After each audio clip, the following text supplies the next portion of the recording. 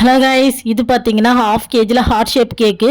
என்கிட்ட heart shape டின்னுலாம் இல்லை, அதனால் நான் எப்பயும் போல் ரவுண்ட் கேக்காகவே பேக் பண்ணி எடுத்துட்டு ஃபில்லிங்லாம் கொடுத்துட்டு அதை வந்து ஹார்ட் ஷேப்பில் மாற்றிக்கிட்டு இருக்கேன். அதுக்கு வந்து ப்ளஸ் மாதிரி கட் பண்ணிவிட்டு கீழே வந்து வி மாதிரி கட் பண்ணணும். அது மேலே வந்து வி மாதிரி கட் பண்ணி எடுத்துகிட்டா நமக்கு ஹார்ட் ஷேப் வந்து ஈஸியாகவே கிடச்சிடும். அப்புறமா இதில் வந்து லைட்டாக க்ரீம் அப்ளை பண்ணி க்ரம் கோட் மாதிரி பண்ணி கொஞ்சம் நேரம் போல் ஃப்ரிட்ஜில் வச்சுட்டு அப்புறம் ஒயிட் கலர் க்ரீம் வச்சு நீட்டாக வந்து ஐசிங் பண்ணி எடுத்துகிட்டேன். கஸ்டமர் வந்து ரெட் கலர் க்ரீமில் தான் வந்து கேட்டிருந்தாங்க, ரெட் கலர் கேக் தான் கேட்டிருந்தாங்க.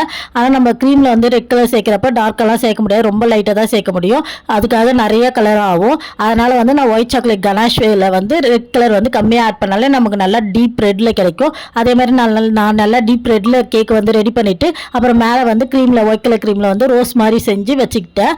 அப்புறமா இதுக்கு மேலே எடிபிள் கிளிட்டர் வந்து கொஞ்சமாக வந்து அங்கங்கே போட்டு விட்டுட்டேன். அப்புறம் கஸ்டமர் கேட்ட மாதிரி வேர்டிங்ஸை வந்து ஃபாண்டன்ட்டில் எழுதிட்டு அப்புறம் அங்கங்கே கொஞ்சம் ஸ்ப்ரிங்கிள்ஸையும் போட்டு இந்த ஹார்ட் ஷேப் கேக்கை முடிச்சுட்டு எப்படி இருக்குன்னு கமெண்ட்டில் சொல்லுங்கள். டாட்டா பாய்.